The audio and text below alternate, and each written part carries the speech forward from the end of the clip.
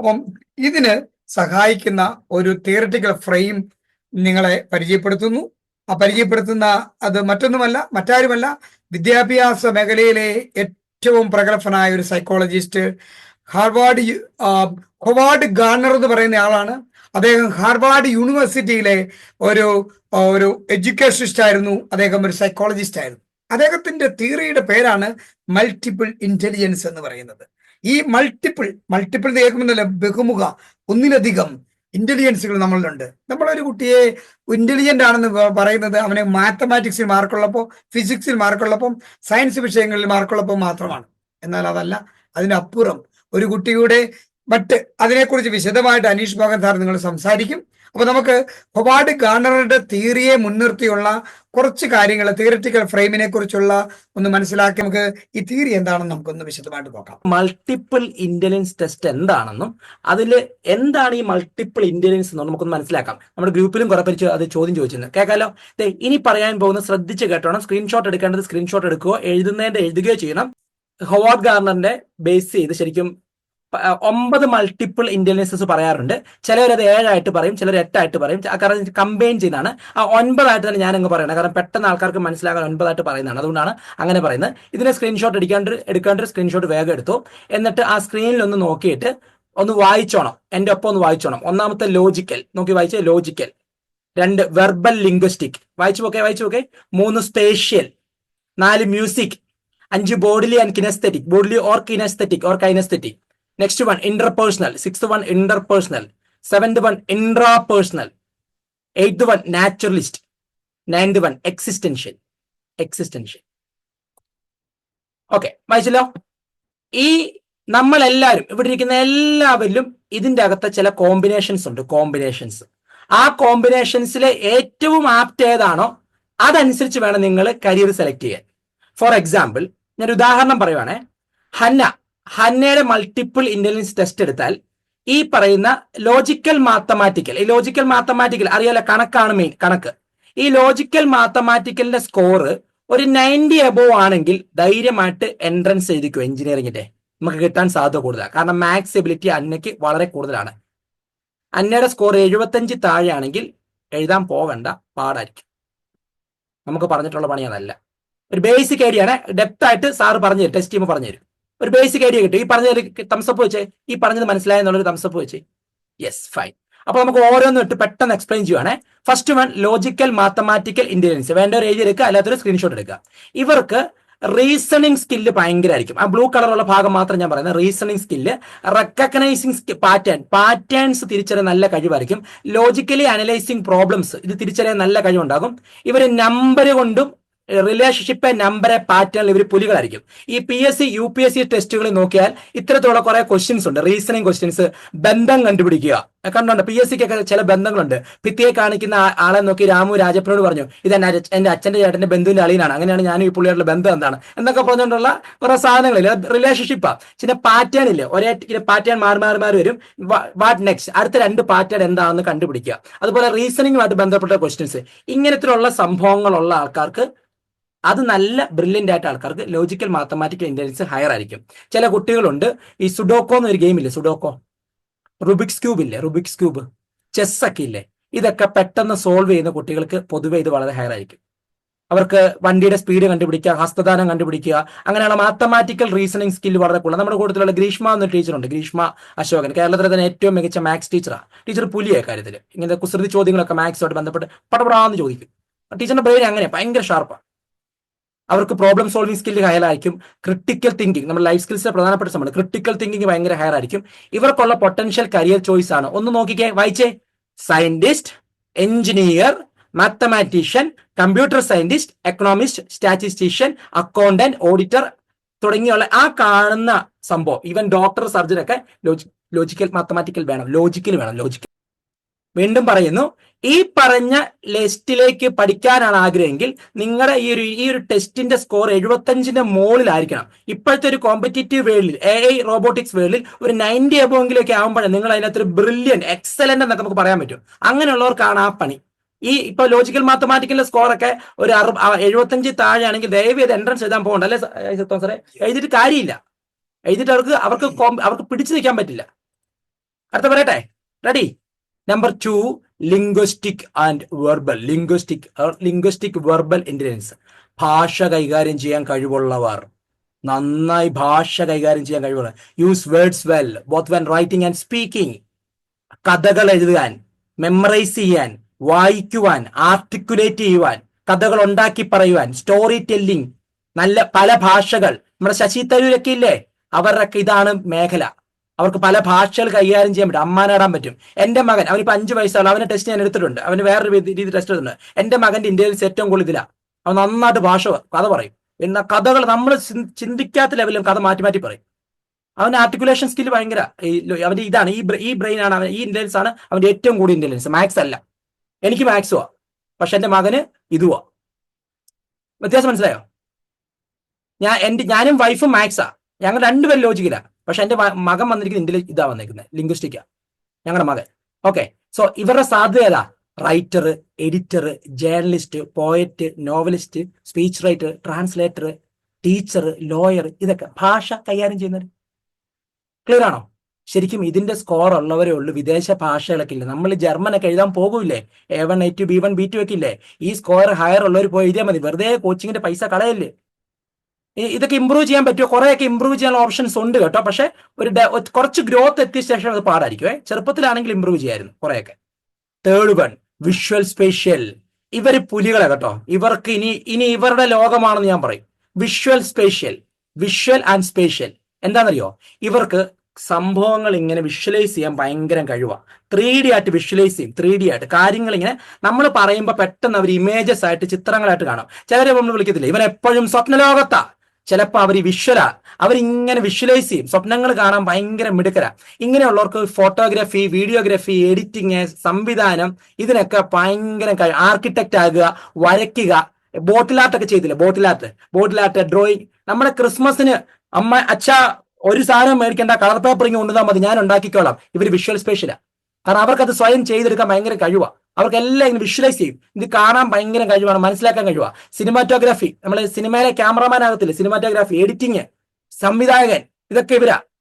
ഞാനൊരു 1-2 സംവിധായകരുടെ പേര് പറയാം, നിങ്ങൾക്ക് പെട്ടെന്ന് മനസ്സിലാകും. രാജമൗലി എന്ന് കേട്ടിട്ടുണ്ടോ? രാജമൗലി ആരാ രാജമൗലി? RRR, ഈച്ച, ബാഹുബലി, കംപ്ലീറ്റ് വിഷ്വൽ അല്ലേ? Complete visual. നമ്മൾ വിശ്വസിക്കാൻ പോലും പറ്റാത്ത കാര്യങ്ങൾ പുള്ളി കൊണ്ടേ ചെയ്ത് കാണിക്കും അല്ലേ? ഓർക്കുന്നില്ലേ? RRR കണ്ടിട്ടുണ്ടോ? RRR. അതിനകത്ത് ആദ്യ സീനില്ലേ, നായകന്മാർ 2 പേരോട് വരുന്ന സീൻ ഓർക്കുന്നില്ലേ? മറ്റേ ഒരു ട്രെയിൻ വന്ന് ക്ലാഷ് ആകുന്നു, ഒരു കൊച്ചു വെള്ളത്തിൽ കിടക്കുന്നു, ഇവർ 2 പേരും, ഒരാൾ കുതിരപ്പുറത്തുനിന്ന് ചാടുന്നു, മറ്റേ ആൾ ബുള്ളറ്റിൽ നിന്ന് ചാടുന്നു. സത്യത്തിൽ അങ്ങനെ എന്തെങ്കിലും ചാടി നടക്കുവോ? അവർ 2 പേരും ചുമ്മാ ചാട്ട്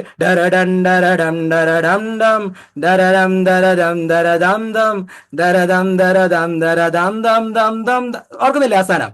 അത് ആ സംവിധായകന്റെ വിഷ്വലൈസേഷൻ പവർ അവിടെ കാണുന്നത് അല്ലേ? അത് അത്രയും ഭംഗിയിൽ, അത് ശരിക്കും ഫിസിക്സ് പ്രകാരം അങ്ങനെ ചാടി 2 കൂടെ തൂളെ അടിച്ച് ബോധം കെട്ടി 2 കിടക്കത്തുള്ളൂ നിലത്ത്. പക്ഷെ അത് അങ്ങനെ ആക്കിയെടുക്കുന്നത് അദ്ദേഹത്തിന്റെ വിഷ്വലൈസേഷൻ പവറാ. ഒരു ഈച്ചയെ വെച്ച് നായകനാക്കാൻ പറ്റുമെന്ന് ആലോചിച്ച് നോക്കിയേ. That's his visualisation power. കാരണം അദ്ദേഹം വിഷ്വൽ ആൻഡ് സ്പേഷ്യലാ. ക്ലിയർ ആയോ?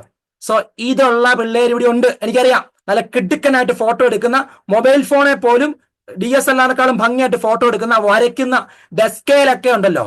മറ്റേ കാമുകിയുടെ പേരൊക്കെ 3D ഒക്കെ ആയിട്ട് എഴുതി വെച്ചിട്ട് ലവ് ഒക്കെ വരച്ച് വെച്ചിട്ട് സംഭവിക്കില്ല. അതൊക്കെ ചെയ്യുന്ന കലാകാരന്മാരാണ് അവർ. വേണമെങ്കിൽ ബാത്റൂമിൽ വരെ ചിത്രരചന നടത്താൻ കഴിവുള്ളവർ വരെ ഉണ്ടെന്നുള്ളതൊക്കെ വേറെ സൈഡ്. സോ ആർട്ടിസ്റ്റ് ആകാനും, ആർക്കിടെക്ട് ആകാനും, എഞ്ചിനീയർ ആകാനും, ഗ്രാഫിക് ഡിസൈനർ ആകാനും, ഇന്റീരിയർ ഡിസൈനർ ആകാനും, ഫാഷൻ ഡിസൈനർ ആകാനും, ഇതൊക്കെ ചെയ്യാൻ പറ്റുന്ന ഇവരായിരിക്കും. ഡെന്റിസ്റ്റിന് ഈ കഴിവൂടെ വേണം കേട്ടോ. പൈലറ്റ് ആകാൻ നമ്മുടെ കൂട്ടത്തിൽ ഒരു കൊച്ചു പറഞ്ഞിരുന്നു, പൈലറ്റിന് വിഷ്വൽ സ്പേഷ്യൽ ഇന്റലിജൻസ് ഉണ്ടായിരിക്കണം. കാരണം ദൂരം അളക്കാൻ പറ്റണം. ആലോചിച്ച് നോക്കിയ പൈലറ്റ് അടുത്തെത്താറാകുമ്പോഴാ അയ്യോ ദൂരം എത്ര അടുത്തായോ, മറന്നുപോയി, ബ്രേക്ക് ഔട്ട് എന്നെ വിചാരിച്ച അവസ്ഥ ഒന്ന് ആലോചിച്ച് നോക്കിയേ, തീർന്നില്ലേ? അപ്പൊ ഈ സ്പേസ് ഇത് കണ്ടുപിടിക്കാൻ പൈലറ്റിന് ആ വിഷ്വലൈസേഷൻ കപ്പാസിറ്റി വേണം. ഒരു ഇഷ്യൂ വന്നാൽ മൊത്തം ബ്ലാങ്ക് ആവും, ഫ്രണ്ട് കാണാൻ മേല. അപ്പൊ ഇത്രയും ഡിസ്റ്റൻസ് ഇവിടുന്ന് ഉണ്ടാകുമെന്ന് കണക്ക് കൂട്ടാനുള്ള ഒരു കഴിവൊക്കെ അവിടെ എക്സാക്ട്ലി വേണം. Fine, okay. അങ്ങനെയെങ്കിൽ നമ്മൾ അടുത്തേക്ക് പോകണം. അടുത്താണ് മ്യൂസിക്കൽ ഇന്റലിജൻസ്. ഇത് നമുക്ക് പറയാൻ എളുപ്പമാണ്. പാട്ട് പാടാൻ, കമ്പോസ് ചെയ്യാൻ, മൂളാൻ, അത്യാവശ്യം ഈ മ്യൂസിക്കുമായി ബന്ധപ്പെട്ടുള്ള എല്ലാ സംഭവമുള്ള ആൾക്കാർക്ക് ഇത് പറ്റും. മ്യൂസിക്കൽ ഇന്റലിജൻസ് മ്യൂസിക്കായിട്ട് ബന്ധപ്പെട്ട് അവരുടെ പൊട്ടൻഷ്യൽ, ഇതൊരു വലിയ ഏരിയ കേട്ടോ, വലിയ ഏരിയ. എനിക്ക് കുറച്ചുള്ളൊരു ഇന്റലിജൻസ് ഇത്. നിങ്ങളിപ്പോ ഞാൻ ആ ബാക്ക്ഗ്രൗണ്ട് വെച്ചപ്പോ മനസ്സിലായി കാണും. എനിക്ക് പാടാൻ കഴിവില്ല, സംഗതിയില്ല, സംഭവമൊന്നുമില്ല. പക്ഷെ പാട്ട് കേൾക്കുമ്പോൾ അത് പെട്ടെന്ന് ഇത് കോപ്പി ആണെങ്കിൽ കണ്ടുപിടിക്കാൻ, അല്ലെങ്കിൽ ഒരു വീഡിയോ ചെയ്യുമ്പോൾ ഇതിന് ഏത് പാട്ടായിട്ട് സ്യൂട്ടബിൾ എന്ന് കണ്ടുപിടിക്കാൻ എൻ്റെ ബ്രെയിൻ പെട്ടെന്ന് തരും, എനിക്ക് തരും ഇതിങ്ങനെയാണ് എന്നുള്ളത്. ശരിക്കും സൗണ്ട് എഞ്ചിനീയർ എന്ന് പറഞ്ഞ വലിയൊരു ഏരിയ ഉണ്ട് കേട്ടോ. ഈ പുതുപ്പള്ളിയിൽ, ഞാൻ താമസിക്കുന്ന കോട്ടയം പുതുപ്പള്ളിയിലാണ്. ഇവിടെ പുതുപ്പള്ളിയിൽ റഹ്മാന്റെ ടീമിൽ ഒരാളുണ്ട്, ഞാൻ പരിചയപ്പെട്ടു. പുള്ളിക്ക് ഒരു ഷോയ്ക്ക് ആണ്ട് 5 ലക്ഷം രൂപയ്ക്ക് അടുത്ത് ചാർജ് കിട്ടും, പേയ്മെന്റ് കിട്ടും. ഒരു വലിയ മെഗാ ഷോയ്ക്ക് 2 ലക്ഷം രൂപ മുതൽ 5 ലക്ഷം രൂപ വരെ ചാർജ് ചെയ്യുന്നുണ്ട് പുള്ളി. സൗണ്ട് എഞ്ചിനീയർ വലിയൊരു ഏരിയ കേട്ടോ, വലിയൊരു സ്കോപ്പാണ്. മ്യൂസീഷ്യൻ ആകാം, സിംഗർ ആകാം, കമ്പോസർ ആകാം, സോങ് റൈറ്റർ ആകാം. നിങ്ങൾക്ക് ഇത് ഏത് ഇന്റലിജൻസിനൊപ്പം വളർത്താവുന്ന ഇതുണ്ടെങ്കിൽ പാരലായിട്ട് കൊണ്ടുപോകാം. ഡോക്ടർ ആകാനും പൈലറ്റ് ആകാൻ ആഗ്രഹിച്ചാലും പാട്ട് പാടാമല്ലോ, ഇൻസ്ട്രുമെന്റ്സ് വായിക്കാമല്ലോ. ഇത് വളർത്തിക്കൊണ്ട് പോകേണ്ടതാണ്. ഒരു കാലഘട്ടം വരെ കേരളത്തിലെ അമ്മമാരും അച്ഛന്മാരും ഒക്കെ പേരൻസിന്, പിള്ളേർക്ക് ഈ ലോജിക്കൽ മാത്തമാറ്റിക്കലിന് പ്രാധാന്യം കൊടുത്തിട്ടുണ്ട്. അതായത് മാത്സ് അറിയുന്നവൻ പുലി, മാത്സ് അറിയാത്തവൻ മണ്ടൻ എന്ന് പറഞ്ഞൊരു കാലഘട്ടമുണ്ട്, ഓർക്കുന്നുണ്ടല്ലോ. ഇപ്പോഴും വലിയ മാറ്റം സംഭവിച്ചിട്ടില്ല എന്നുള്ളതാണ് സത്യം. ഈ മ്യൂസിക് പഠിപ്പിക്കാനൊന്നും വലിയ താല്പര്യമില്ല. സത്യത്തിൽ കേരളത്തിൽ മ്യൂസിക് പഠിപ്പിക്കാൻ തുടങ്ങിയത് നമ്മുടെ ഐഡിയ സ്റ്റാർ സിംഗർ വന്നതിന് ശേഷം.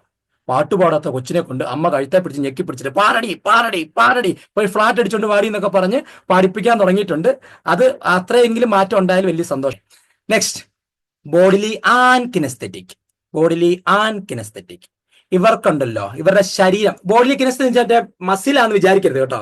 അതുകൊണ്ട് മറ്റേ ഇത് കാണുമ്പോൾ ഉടനെ മസിലൊക്കെ പിടിപ്പിച്ച് റിയാസ് ഖാൻ വന്ന് നിൽക്കുന്നു വിചാരിച്ചേക്കരുത്. അതുകൊണ്ട് ഇത് ശരിക്കും ഇവർക്ക് ഫിസിക്കൽ കൺട്രോൾ ഭയങ്കര, body control, physical control, hand eye coordination ഭയങ്കരമായിരിക്കും. അതായത് ഭരതമുനി നാട്യശാസ്ത്രത്തിൽ എന്താ പറഞ്ഞത്? കൈ എത്തുന്നിടത്ത് മനസ്സെത്തുന്നിടത്ത് കൈ എത്തണം, കൈ എത്തുന്നിടത്ത് കണ്ണെത്തണം, അങ്ങനെ ഒരു സാധനം ഇല്ല. അത് തന്നെ, അതൊക്കെ കറക്റ്റ് ആയിട്ട് എത്തുന്ന ആൾക്കാരാ. ഓക്കെ, അത് എത്തും. ഈ മോഹൻലാൽ ഒരു ബെസ്റ്റ് എക്സാമ്പിളാണ് ബോഡി ആൻഡ് കിനസ്തെറ്റിക്. മോഹൻലാലിന്റെ വിരലുകൾ അഭിനയിക്കുന്നു എന്ന് പറയാ പറയുന്നത് അല്ലെ, കംപ്ലീറ്റ് ആക്ടർ. അതിന്റെ കാരണം അതാ, ഈ body and kinaesthetic.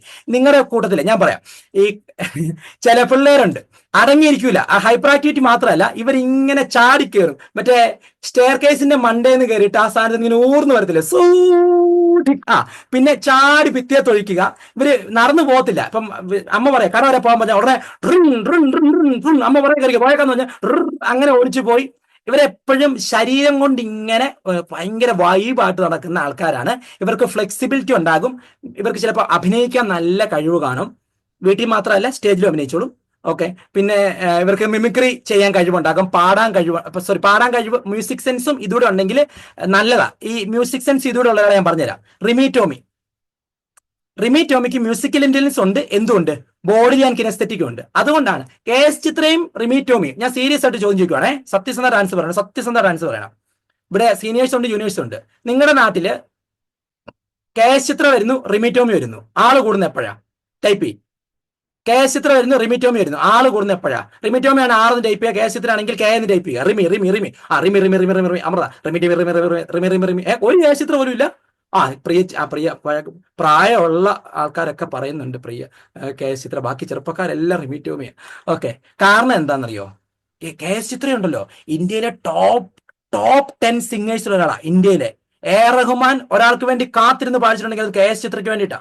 Top 10. Rimi Tomy top 10 പോയിട്ട് കേരളത്തിൽ ടോപ്പ് 10 ഇല്ല. ആണല്ലോ. പക്ഷേ വൈ റിമി ടോമിക്ക് 2 ഇന്റലിജൻസ് ഉണ്ട്. 1 മ്യൂസിക്കലും 2 ബോഡി ആൻഡ് കിനസ്തെറ്റിക്കും. ഡാൻസ് കളിക്കും, ആൾക്കാരെ വൈബ് ഉണ്ടാക്കും, ഓളം ഉണ്ടാക്കും. Is that clear? സോ ഈ കോമ്പിനേഷൻ പിടിക്കാൻ പറ്റണം. ഈ കോമ്പിനേഷൻ നിങ്ങൾക്ക് പിടിക്കാൻ പറ്റിയാൽ നമുക്ക് കുറച്ചുകൂടെ സ്പേസ് ഉണ്ട്. ആ പറഞ്ഞത് ക്ലിയർ ആയെന്ന് വിശ്വസിക്കുന്നു. ഒരാൾ മോശവും നല്ലതൊന്നും അല്ല കേട്ടോ, അങ്ങനെ ഒരിക്കലും കമ്പാരിസൺ പോലും പാടില്ല. പക്ഷെ അതിന്റെ സാധ്യത അവിടെയാണ്. അവർക്ക് പൊട്ടൻഷ്യൽ കാര്യം ഒരുപാടാണ്. ബോഡിലെ ഈ തെങ്ങയിലൊക്കെ വലിഞ്ഞ് പെട്ടെന്ന് കയറുക, പെട്ടെന്ന് നീന്താൻ പഠിക്കുക, വണ്ടി ഓടിക്കാൻ പഠിക്കുക, ഈ പെട്ടെന്ന് ഇതെല്ലാം പഠിക്കുന്ന ഒരു ബോഡി ആൻഡ് കിനസ്തെറ്റിക്. ഞാനല്ല, എനിക്ക് ഏറ്റവും കുറവുള്ള ഒന്നതാണ് ബോഡി ആൻഡ് കിനസ്തെറ്റിക്. എന്റെ ഇന്റലിജൻസ്, ഞാൻ വളരെ വൈകി സൈക്കിൾ ഓടിക്കാൻ പഠിച്ച ആളാണ്, നീന്താൻ വളരെ വൈകി പഠിച്ച ആളാണ്. കാരണം എനിക്ക് അതെല്ലാം പേടിയാ. പെട്ടെന്ന് ഞാൻ ടെൻഷനായിരുന്നു. അതൊക്കെ എന്റെ ഏട്ടന്റെ ഇന്റലിജൻസ് ഏറ്റവും കൂടുതലുള്ള ഇതായിരുന്നു. ഓക്കെ, ഞാൻ നിങ്ങൾക്ക് ഒരാളെ പരിചയപ്പെടുത്തി തരാം. ഈ മനുഷ്യനെ അറിയാലോ, ബോഡി ആൻഡ് കിനസ്തെറ്റിക് മഹേഷ്. ഞാൻ ഇദ്ദേഹത്തെ കാണാൻ പോയായിരുന്നേ, ആക്സിഡന്റിന് ശേഷം ഒന്ന് കാണാൻ പോയായിരുന്നു. ഞാൻ ഞെട്ടിപ്പോയി. അവിടെ ചെന്ന് ഞാൻ ഇദ്ദേഹത്തെ മോട്ടിവേറ്റ് ചെയ്യാൻ പോയാ, തിരിച്ച് എന്നെ മോട്ടിവേറ്റ് ചെയ്ത്. എന്നിട്ട് ഞാൻ പറഞ്ഞു, ഒരിക്കലും മിമിക്രി നിർത്തരുത്, വീണ്ടും പ്രാക്ടീസ് ചെയ്യുമെന്ന് പറഞ്ഞു. എന്നിട്ട് ഞാൻ ചോദിച്ചു, എത്ര കഷ്ടപ്പെട്ട താങ്കൾ പിണറായി വിജയൻ സാറിനെയും നമ്മുടെ മോഡിജിയൊക്കെ ഇമിറ്റേറ്റ് ചെയ്യുന്ന, എത്ര കഷ്ടപ്പെട്ടാന്ന് ചോദിച്ചു. അപ്പൊ പുള്ളി എടുത്ത വില പറയാ, ഒരു കഷ്ടപ്പാടും ഇല്ല സാറേ, എനിക്ക് ഒരു 10-15 മിനിറ്റ് ഒരാളെ ഒബ്സർവ് ചെയ്താൽ ശബ്ദം കിട്ടുമെന്ന്. 15 മിനിറ്റ് ഒബ്സർവ് ചെയ്താൽ ശബ്ദം കിട്ടുമോ? ഞാൻ ചോദിച്ചു, എന്റെ ശബ്ദം കിട്ടുമോ? കിട്ടൂലോ എന്ന് പറഞ്ഞു. എന്നിട്ട് എന്നെ അനുകരിച്ച് കാണിച്ചെന്നേ. അയ്യോ, 15 മിനിറ്റ് കൊണ്ട് എന്നെ ആ മനുഷ്യൻ അനുകരിച്ച് ഞാൻ ഞെട്ടിപ്പോയി. ശബ്ദം ഏറെക്കുറെ വന്നു, കാരണം അദ്ദേഹത്തിന് ചുണ്ടിന് അന്നേരം പ്രശ്നമുണ്ട്. എന്റെ മാനർസൊക്കെ, എന്റെ വെപ്രാളൊക്കെ. അപ്പൊ ഞാൻ അയ്യേ, ഞാൻ ഇങ്ങനെയായിരുന്നല്ലേ എന്നൊക്കെ പറഞ്ഞ് ഞാൻ ഇങ്ങനെ ഓടിപ്പോകുന്നു. ഇന്ന് കേരളത്തിൽ അറിയപ്പെടുന്ന നിങ്ങൾക്ക് അറിയാലോ, ഏറ്റവും അറിയപ്പെടുന്ന ഒരു വ്യക്തിയാണ്. ഇനി ഞാൻ നിങ്ങൾക്ക് സന്തോഷം തോന്നുന്നൊരു കാര്യം പറയാം. എൻ്റെ ഒരു ഫ്രണ്ട് ഉണ്ട്. ആ ഫ്രണ്ടിന്റെ ഫ്രണ്ടാണ്, അതായത് ഒരു വർഷം മുമ്പ് സ്കൂളിൽ പഠിച്ചാണ്. അദ്ദേഹം സ്കൂളിൽ വരുന്നത് പഠിക്കാനല്ല, ഞം ഞം ഞം ഞം ഞം ഞം കഴിക്കാൻ. ഉച്ചയ്ക്ക് ഫുഡ് ആരെടുത്താലും ഇദ്ദേഹത്തിന്റെ കൈകൾ മറ്റേ ബാഹുബലി, മറ്റേ JCB വരുന്ന പോലെ വന്നിട്ട് മുട്ടയൊക്കെ ഇങ്ങനെ പൊക്കി എഴുതരാം. അമരേന്ദ്ര ബാഹുബലി എന്നൊക്കെ പറഞ്ഞ പൊക്കത്തില്ലേ, ആ സാധനമായിട്ട് മുട്ട അടിച്ചുകൊണ്ട് പോകുന്ന, മീനൊക്കെ അടിച്ചു മാറ്റുന്ന, ഫുഡ് അടിക്കാൻ വേണ്ടി മാത്രം ക്ലാസ്സിൽ വരുന്ന ടീം നമുക്കില്ലേ? ഇല്ലേ? അതുപോലൊരു ടീം. ആളുടെ പേര് ടിജോ എന്നാ. ടിജോ പറഞ്ഞേ, ടിജോ. ഈ ടിജോയെ ഇവർ വിളിച്ചുകൊണ്ടിരുന്ന പേര് വെറും ടിജോ അല്ല, തീറ്റ ടിജോ. നമ്മൾ sine theta, cos theta, tan theta എന്ന് പറഞ്ഞാൽ തീറ്റ ടിജോ, തിന്നാൻ വേണ്ടി മാത്രം വന്ന ടിജോ. ഈ ടിജോ 10ാം ക്ലാസ്സിൽ കഷ്ടിച്ച് 210 മാർക്കിൽ പാസ്സായി. അപ്പൊ ടീച്ചർ പറഞ്ഞു, എടാ മിടുക്കൻ, നീ കൊള്ളാണ്, നിനക്ക് 210, അവസാനം മുട്ട തന്നെ കിട്ടില്ല, നിനക്ക് തിന്നാൻ ഏറ്റവും കൊതി മുട്ടയല്ലേ, മുട്ട കിട്ടിയല്ലോ എന്ന് പറഞ്ഞു.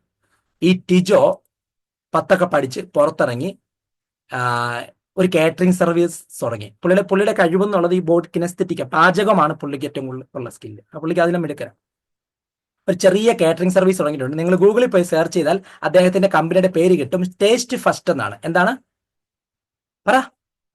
Taste first. അദ്ദേഹം കഴിഞ്ഞ വർഷം ഒരു ഇവന്റ് നടത്തി. ആ ഇവന്റിലുള്ളവർക്ക് ഫുഡ് കൊണ്ടുപോയി കൊടുത്തായിരുന്നു. ആ ഇവന്റിലുള്ള 2 ചേട്ടന്മാർ പുള്ളിക്ക് ഒരു മൊമെന്റോ കൊടുത്തു. ഫുഡ് ഇഷ്ടപ്പെട്ട സന്തോഷത്തിന് ഒരു മൊമെന്റോ കൊടുക്കൂലേ? അതല്ലേ അല്ലേ? ആ 2 ചേട്ടന്മാരെ നിങ്ങൾക്ക് പരിചയം ഉണ്ടോ നോക്കണേ. അമ്മയുടെ പ്രോഗ്രാമിന് ഫുഡ് ഡിസ്ട്രിബ്യൂട്ട് ചെയ്യുന്ന ഇന്ന് ആ തീറ്റ ടിജോ എന്ന് വിളിച്ച് കളിയാക്കിയ ആ മനുഷ്യനാണ്. സ്വന്തം കഴിവെന്താണെന്ന് തിരിച്ചറിഞ്ഞ് ടീച്ചർമാർ കളിയാക്കിയപ്പോൾ, കുറ്റപ്പെടുത്തിയപ്പോൾ ഇട്ടിട്ട് പോകാതെ, ലോജിക്കൽ മാത്തമാറ്റിക്കൽ ഇന്റലിജൻസ് ഇല്ലാത്തവൻ മണ്ടനാണെന്ന് ചിന്തിക്കാതെ, എന്റെ കഴിവ് എന്താണോ, എന്റെ ഇന്റലിജൻസ് എന്താണോ അവിടെ ഞാൻ വെന്നിക്കൊടി പാറിക്കൂ എന്ന് പറഞ്ഞ മലയാളത്തിലെ മഹാനടന്മാരിൽ നിന്ന് മൊമെന്റോ മേടിച്ച മനുഷ്യൻ. എങ്ങനെയുണ്ട്? പൊളിയല്ലേ? പൊളിയല്ലേ? ഇനി നമുക്ക് വളരെ വേഗം കുറച്ചുകൊണ്ട് പറഞ്ഞ് സാറിലേക്ക് കിടക്കാം. Interpersonal intelligence. ഇതിൻ്റെ അകത്ത് നിങ്ങൾ ചാറ്റ് ബോക്സിൽ ടൈപ്പ് ചെയ്യണം. ഇതുള്ള ആൾക്കാരെല്ലാം ടൈപ്പ് ചെയ്യണം. ഇപ്പൊ അല്ല, ഞാൻ പറഞ്ഞു കഴിഞ്ഞിട്ട്. മനുഷ്യനോട് ഇടപെടാൻ ഭയങ്കര കഴിവുള്ളവർ.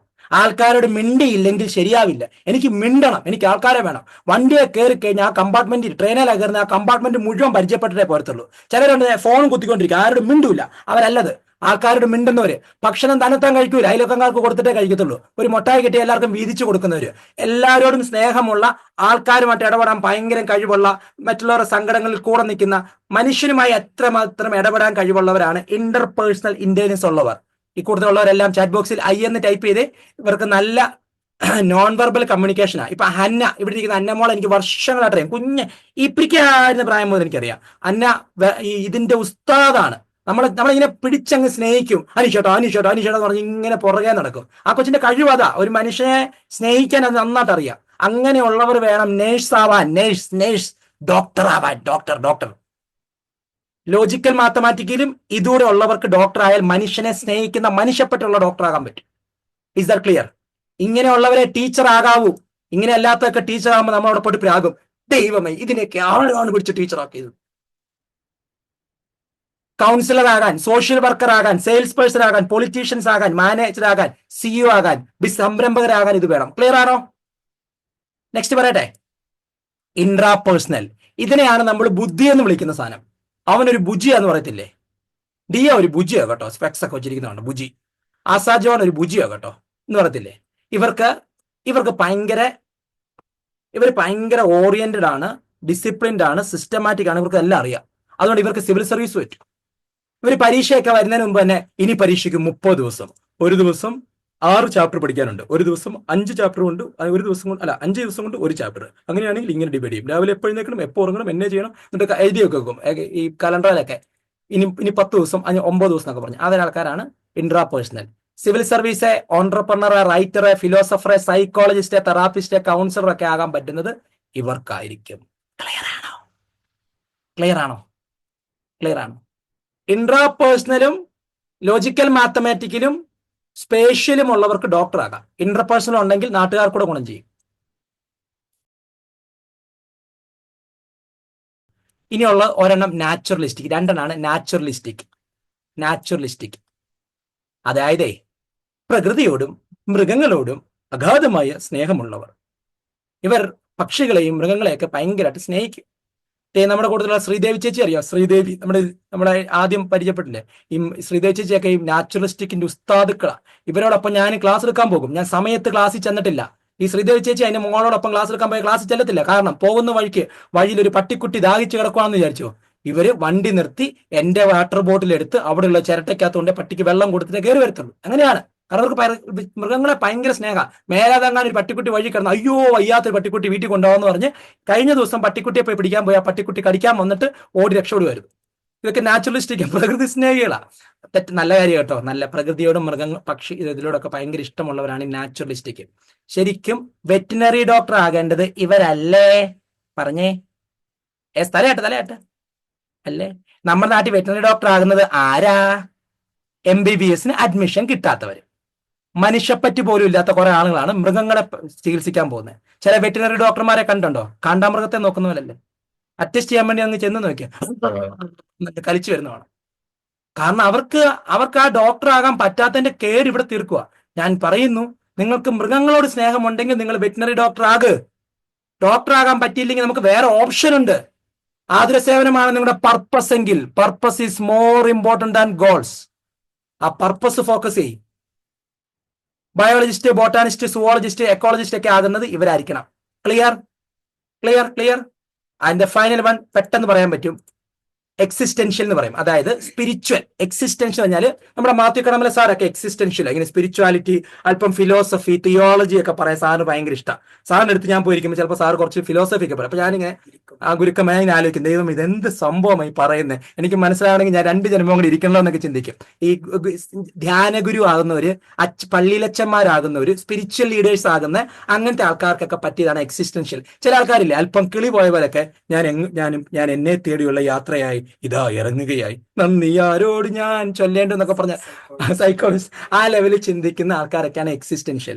ഇപ്പോൾ നിങ്ങളുടെ മനസ്സിലൂടെ ഇപ്പൊ 9 എണ്ണത്തിൽ കുറച്ചെണ്ണം നിങ്ങൾക്കുണ്ട്, കുറച്ചെണ്ണം നിങ്ങൾക്കില്ല. ഇപ്പോൾ നിങ്ങളുടെ മനസ്സിലുള്ള എന്താണെന്ന് ഞാൻ പറയട്ടെ.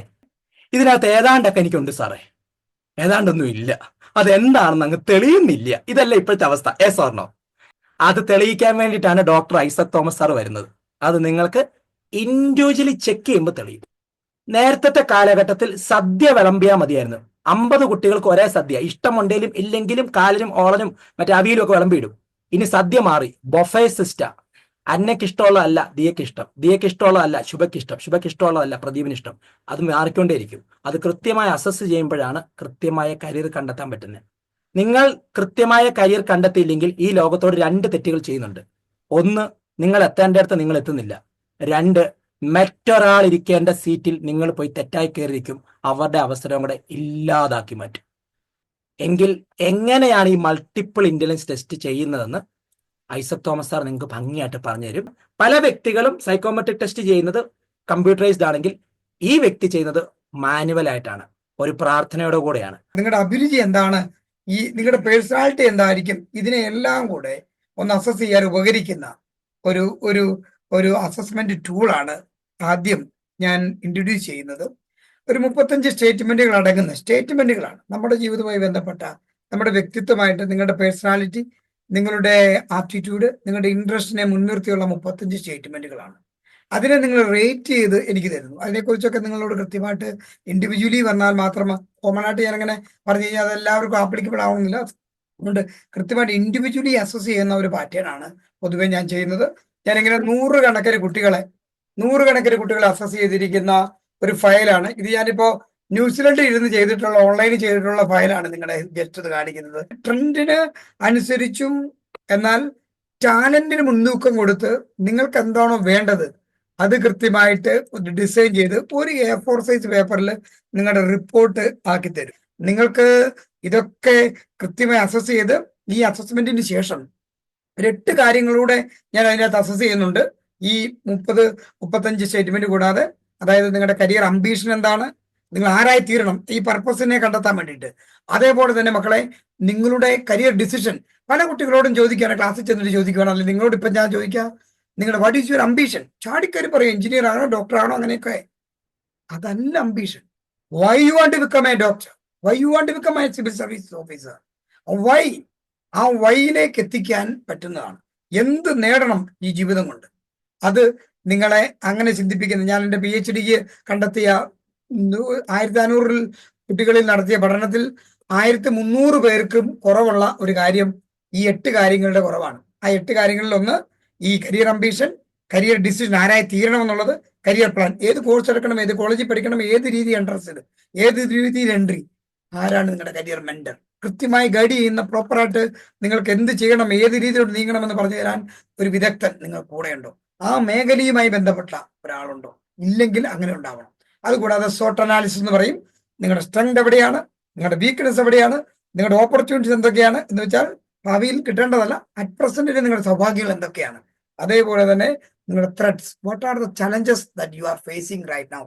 ഈ 8 കാര്യങ്ങൾ, നിങ്ങളുടെ സ്ട്രെങ്ത്, നിങ്ങളുടെ ഹ്യൂമൻ ക്വാളിറ്റീസ് വരും, നിങ്ങളുടെ ടെക്നിക്കൽ സ്കിൽസ് വരും, സ്പോർട്സിലോ ആർട്സിലോ മറ്റേതെങ്കിലും മേഖലയിൽ നിങ്ങൾക്ക് കിട്ടിയ വൈദഗ്ധ്യങ്ങൾ, നിങ്ങളുടെ ടാലൻസ് ഒക്കെ നമ്മൾ ഇങ്ങനെ ലിസ്റ്റ് ഔട്ട് ചെയ്തിട്ട്, അത് ഒരുപക്ഷെ നിങ്ങളുടെ ആ ഒരു ഒറ്റ ടാലന്റ് മതിയായിരിക്കും കരിയറിൽ ഒരു ഒരു ഒരു യു ടേൺ എടുക്കാൻ, അല്ലെങ്കിൽ നിങ്ങൾ നിലവിൽ ചിന്തിച്ചുകൊണ്ടിരിക്കുന്ന നിങ്ങളുടെ ആ ചിന്തയ്ക്കപ്പുറം നിങ്ങളുടെ ഒരു ഏറ്റവും പ്രീമിയം ആയിട്ടൊരു ഇൻസ്റ്റിറ്റ്യൂട്ടിലേക്ക് നിങ്ങളെ തിരിച്ചുവിടാൻ ആ ഒരൊറ്റ ഒരു ഒരു ഒരു റൈറ്റപ്പ് മതിയാവും. അതുകൊണ്ട് മക്കളെ, ഒന്നുകൊണ്ട് പേടിക്കേണ്ട. ഈ മാനുവൽ അസസ്മെന്റിന് ശേഷമുള്ള അതിന്റെ റിപ്പോർട്ടിങ് ഉണ്ടായി, ആ റിപ്പോർട്ട് എക്സ്പ്ലെയിൻ ചെയ്യും. രണ്ടാമത് അതിന്റെ ആ ഇന്റർപ്രിട്ടേഷൻ ഒരു അരമണിക്കൂറെങ്കിലും നീണ്ടു നിൽക്കുന്ന ഒരു സെഷൻ ആയിരിക്കും. അത് കഴിഞ്ഞാണ് കരിയർ കൗൺസിലിംഗ്. അത് 1 or 2 സെഷനുകൾ നിങ്ങളുടെ ആവശ്യപ്രകാരം തരും.